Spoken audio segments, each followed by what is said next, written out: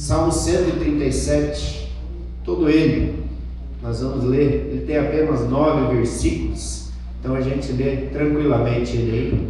Salmo de número 137, a partir do verso 1, a palavra de Deus vai dizer assim. Deixa aí, meu irmão, amém? Vai ser projetado ali? Tá aí. Quero, antes de você ler, pedir para você fechar os seus olhos um pouquinho, curvar sua cabeça. Mais uma vez, Espírito Santo, nós reafirmamos o teu senhorio sobre esse lugar. Pedimos em nome de Jesus que o Senhor dê ordem aos teus anjos ministradores, que eles estejam agora no nosso meio, trabalhando, operando, cumprindo o propósito deles na nossa vida, que haja uma unção de quebrantamento, que nenhum tipo de sentimento, pensamento possa roubar nossa mente nesse momento. Traga, Deus, o nosso pensamento cativo a Jesus Cristo e a sua palavra, para que tenhamos compreensão e discernimento. Enquanto estamos aqui, cuida dos nossos, guarda, Senhor, para que Satanás não encontre espaço de retaliação e não tire assim a nossa paz. É o que nós te pedimos, em nome de Jesus. Salmo 137, a partir do verso 1, a palavra de Deus diz assim: às margens dos rios da Babilônia nós nos assentávamos e chorávamos, lembrando-nos de Sião.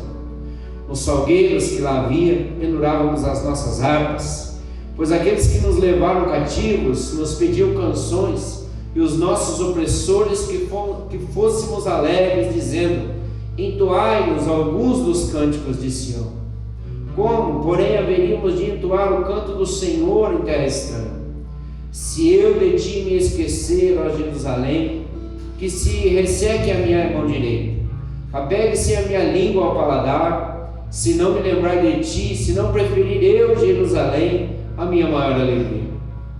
Contra os filhos de Edom, lembra-te, Senhor, do dia de Jerusalém, pois diziam: arrasai, arrasai até os fundamentos. Filha da Babilônia, que há de ser destruída, feliz aquele que der o pago do mal que nos fizeste. Feliz aquele que pegar os teus filhos e esmagá-los contra pedra. Que salmo interessante, né? No mínimo ele é diferente. Ele revela um contexto no meio do povo de Deus bem triste, bem desagradável, né? Nós podemos encontrar nesse salmo várias expressões. Eu queria que você participasse não apenas como ouvinte, mas como atuante desse salmo, né? Se você pudesse me ajudar, e aí você pode falar, tá bom? Você pode levantar sua mão, ou enfim, você pode falar. Temos uns irmãos chegando ali, para eles se assentarem. E você pode falar e me ajuda então a perceber nesse salmo algumas situações que a gente encontra aqui, né? Eu vou começar no verso 1, destacando um ponto que eu quero compartilhar com vocês aqui. Às margens do rio da Babilônia nós nos assentávamos e chorávamos, lembrando de Sião. Primeira coisa que eu percebo nesse salmo é que havia um ambiente de tristeza. O povo estava triste, né? Concorda comigo? Alguém mais consegue aí na leitura do salmo perceber mais algumas situações e pode compartilhar comigo? Um de cada vez, gente. Vamos lá? Qual outra situação que você percebe aí? Saudade. Tristeza, saudade. O que mais que você percebe aí? As margens de um rio que não eram os rios deles. Imagens de um rio que não eram os rios deles, longe de casa. Mais alguma coisa você percebe? Penduravam as suas harpas nas árvores. Quase que como penduraram as chuteiras, né? Mais alguma expressão você consegue perceber aí? Há uma situação de intimidação, há uma intimidação de alarmismo, há uma situação de murmuração. Lá nos últimos versos, né? No último verso, há uma expressão muito pesada: feliz aquele que pegar teus filhos e esmagá-los contra a pedra. Uma situação de maledicência, de revolta. O povo estava bravo, né? Eles estavam tristes, eles tinham a razão deles. Eles haviam sido levados para a Babilônia como cativos, como exilados, e assentados às margens de um rio. Eu não você não é muito comum da cidade maior, né? E quando eu digo maior, bem maior, porque eu venho de uma cidade pequena. Quantos mil habitantes tem aqui esse Campo Comprido? Alguém tem noção? Campo Maro. 30 mil. Você acha que é pequeno? Não é, né? Eu ia falar para você que não é. Né? A cidade que eu venho, para você ter uma ideia, ela, fim de ano, feriado, que tem mais gente, ela chega perto de 4 mil. Mas nos dias normais são 3.200 habitantes. Uma cidade pequena, né? Uma cidade bem pequenininha mesmo, lá no norte do Paraná. Mas enfim, né? É uma cidade muito gostosa, muito abençoada. É um lugar onde Deus tem feito grandes coisas, onde a gente tem visto o mover de Deus, né? A partir de pessoas simples, a partir de pessoas que têm se disposto na mão do Senhor. Mas aqui nesse texto a gente encontra uma condição de assentados, né? Eu disse da cidade porque talvez você não tenha ainda conhecido um assentamento onde as pessoas fazem invasão, onde as pessoas são levadas, né? Hoje não é mais comum isso, mas naquele tempo, né, os despojos de guerra, o povo era levado. Então é um ambiente difícil, é um ambiente de revolta, de escassez, onde esses sentimentos que a gente colocou aqui, eles se manifestam, a indignação, né? Agora o povo de Deus havia sido tirado da sua terra e levado como escravos, como prisioneiros. Eles estavam assentados nas beiras dos rios, né? Muitos deixaram as suas casas, deixaram os seus lares e foram levados como despojos de guerra e assentados às margens de um rio chamado Rio Quebar. E aí eles estavam tristes. E os seus opressores queriam que eles ficassem alegres, né? Cantem os cânticos que vocês cantavam em Sião para nós. Eles diziam: como poderíamos nós nos alegrar em terra estranha? E eles estão tristes. Eu quero dizer para você que às vezes num ambiente de tristeza, a gente tende a seguir o que está acontecendo no ambiente. A gente tende a se moldar com o ambiente, né? Na vinda agora nós passamos num lugar ali, como? Let's, né? Let's é um lugar de malucão, sabe? De moto na estrada ali. Nós temos um pastor aqui que meio que é parecido com aquele povo lá, né, bispo? Tá, depois ele vai dar um testemunho aqui. Mas enfim, e é interessante, né, que a gente entra naquele lugar, você se sente deslocado. Eu me senti deslocado. O Cleves parece que ficou mais ou menos, mas eu me senti deslocado, né? Porque a linguagem não é da gente, o ambiente, as músicas, o estilo do povo não é da gente. E quando você é tirado do seu contexto e levado para o outro, a tendência é você, né, ou sair de uma vez, ou você ir devagarzinho, se acostumando, né? E o povo estava aqui, num ambiente estranho, num ambiente diferente, um ambiente onde essas situações se manifestavam e todo mundo estava desanimado. Eu quero dizer para você, meu irmão, que o nosso ambiente não nos define. Onde nós estamos não nos define. O lugar em que nós estamos inseridos é momentâneo. Deus, Ele pode e vai nos visitar e nos tirar daquele lugar, porque Deus tem um propósito na nossa vida. E o propósito não é que a gente fique lá murmurando, lamentando, maldizendo, reclamando, né? Hoje, quando o pastor leu esse texto de Zacarias, e eu fui então dar uma breve lida no comentário da Bíblia, ele fala de um remanescente. E que alegria poder perceber que a palavra que parte de nós hoje vamos ministrar fala muito sobre isso. Deus buscando um remanescente, num contexto como esse. Deus buscando homens que estão dispostos a fazer a diferença. E Ele encontra. Você vai perceber que nesse texto aqui, um pouquinho na frente, no livro de Ezequiel, Deus vai encontrar um homem assim. Quero que você abra a sua Bíblia no livro de Ezequiel, no capítulo 1, a partir do verso 1. Fique com o dedo em Salmo e o dedo em Ezequiel, para a gente transitar na Bíblia aí. Ezequiel capítulo 1, a partir do versículo 1. Ezequiel 1, a palavra de Deus diz assim. Ezequiel capítulo 1, a partir do verso 1. Irmãos, eu estou com sede porque Na vinda a gente parou a comer um pouquinho de carne. Eu não sou muito de comer, mas Deus sente, sabe? Ezequiel capítulo 1, verso 1 diz assim a palavra de Deus: Aconteceu no 30º ano, no 5º dia do 4º mês, que estando eu entre os exilados, junto ao rio Quebar, se abriram os céus e eu tive visões de Deus. No 5º dia do referido mês, no 5º ano do cativeiro do rei Joaquim, veio expressamente a palavra do Senhor a Ezequiel, filho de Buzi, o sacerdote na terra dos caldeus, junto ao rio Quebar, e ali esteve sobre ele a mão do Senhor. Verso 1 diz que Ezequiel estava onde? No meio dos exilados. O Salmo 137 fala dos exilados. Se você perceber, no meio daquele povo que manifestava todas essas características negativas que a gente compartilhou aqui, Ezequiel estava lá, no meio deles. E enquanto o povo estava fazendo tudo aquilo que não devia fazer, a Bíblia diz que Ezequiel teve visões de Deus. Meus irmãos, para a gente ter visão de Deus, a gente precisa estar olhando para o lugar certo. Se você seguir a galera, se você seguir a onda, né? Se você seguir o que o povo está fazendo, você não vai conseguir ter visão de Deus. Porque Deus não está no chão, Deus não está na terra, Deus não está na nossa lamentação.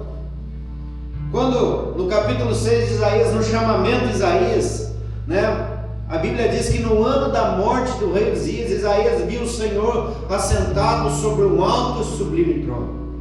Enquanto a nação pranteava a morte de um grande rei, Isaías conseguiu ver o verdadeiro rei assentado sobre o trono. Sabe por quê? Porque ele também estava olhando para o lugar certo. Os nossos olhos são a lâmpada da nossa alma. Eles que decidem para onde a gente vai caminhar, independente do ambiente que a gente esteja vivendo. Como eu disse, como povo de Deus, todos nós que fazemos parte do sonho de Deus, um dia estávamos parados, alguns estavam tendo as suas primeiras experiências, outros já haviam tido as suas experiências e parado e recuado, até que um dia Deus começou a mover, né, através do ministério do bispo, através da vida do Cleverson, e a gente começou a olhar com uma expectativa para Deus. A gente estava no fundo do poço. Eu pelo menos já tinha cavado uns três palmos, já tinha arrancado até a unha para cavar do fundo do poço, já tinha chegado na laje, não tinha mais como afundar. E alguém apareceu com uma palavra de despertamento, com um chamamento, e nós começamos a olhar para o Senhor. O meu contexto talvez fosse um pouco pior que o do Salmo 137. Eu não estava fora da minha terra, mas eu estava numa condição de desânimo, de maledicência, de vício, de tudo que você imagina que não presta. Eu estava envolvido nesse mundo, mas eu ousei olhar para o céu. Eu tive visões de Deus, eu tive experiências com Deus nos lugares mais improváveis que você possa imaginar. Aliás, a minha grande experiência com Deus foi numa fazenda. Eu morava numa fazenda, inclusive quando eu fiz o seminário pedindo nomeação, o bispo me ligou, então o pastor, nosso SD, me ligou, falou: preciso conversar com você, né? E ele brinca, mas não é verdade isso não. Quer dizer, é meio verdade, não tem meio verdade, né?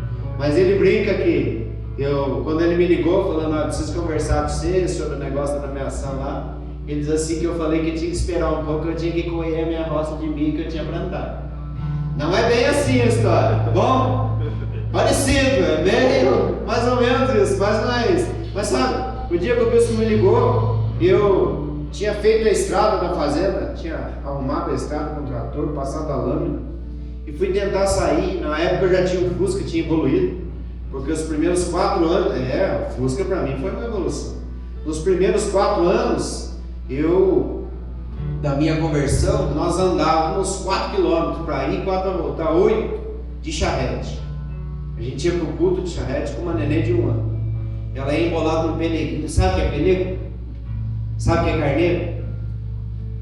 O carneiro é que dá o pelego. E a gente tinha uma criança, uma menina pequenininha, a Radassa, nossa filha caçula, e ela ia deitadinha no fundo da charrete, em cima do pelego. E a minha esposa coordenava o ministério de louvor e eu coordenava o ministério de intercessão. E aí eu via pessoas que moravam a 200, 300 metros da igreja. Tá chovendo, a gente não vai na igreja não. E a gente rasgava barro, chuva, de charrete, né, para poder servir a Deus. E glória a Deus por isso. E no dia que o bispo ligou, eu já tinha evoluído, estava no Fusca, né? Fui tentar sair, o Fusca atolou, porque eu tinha feito a estrada. Tinha um trator traçado na fazenda, eu carquei ele naquela estrada. Fiz umas valetas mais fundas que o pneu dele, né? Mas cheguei lá na cidade para poder conversar com o bispo. Levei uma semana refazendo a bobagem que eu tinha feito, estragar toda a estrada, né? Mas a notícia era muito boa, que eu ia para o ministério pastoral. E aquilo para mim foi a resposta de oração. Aquilo para mim foi o ápice da minha vida, porque eu tinha, nesse contexto, eu tinha olhado para o céu, eu tinha encontrado Deus. E eu disse que eu ia gastar a minha vida, a partir dali, servindo a Ele. E estou fazendo isso até hoje, junto com os meus irmãos, amigos, e junto com vocês. Eu não sei, meu irmão, a sua condição, e também não preciso saber. A não ser que você queira conversar depois, a gente faz como o povo aqui, senta, chora, mas depois a gente levanta e ora junto. Mas eu quero dizer para você que, se você olhar para o lugar certo, você vai ver que Deus continua chamando homens para fazer parte daquilo que Ele está fazendo. Aqui, nesse lugar que vocês moram, eu acredito que Deus precisa encontrar homens corajosos, homens valentes, e cada um aqui, de onde vem, Deus precisa encontrar homens. E Ele não vai, né, talvez a sarça não queime do seu lado, você não tenha uma experiência teofânica, mas você sinta nessa noite, nessa tarde, nessa noite, o seu coração queimar. É Deus te chamando para um posicionamento. O pastor Fábio usou essa palavra, posicionamento. Quem sabe você procrastinou, você enrolou até hoje, mas seja hoje, a partir do testemunho dos meus irmãos, amigos, pastores que vão estar aqui, você possa perceber que não há nada de diferente em nós. Pelo contrário, Deus começa sempre escolhendo os mais difíceis, né? Deus começa escolhendo sempre os mais complicados, assim como a casa de Jessé, ele começou por Davi. Ele está aqui. Seu contexto pode ser ruim, a situação que você está vivendo pode ser difícil. Talvez você esteja vivendo um tempo de maledicência, reclamando de tudo, e a gente gosta de reclamar, não é verdade? A gente reclama do tempo, se está calor, se está frio, a gente reclama do governo, a gente reclama de tudo.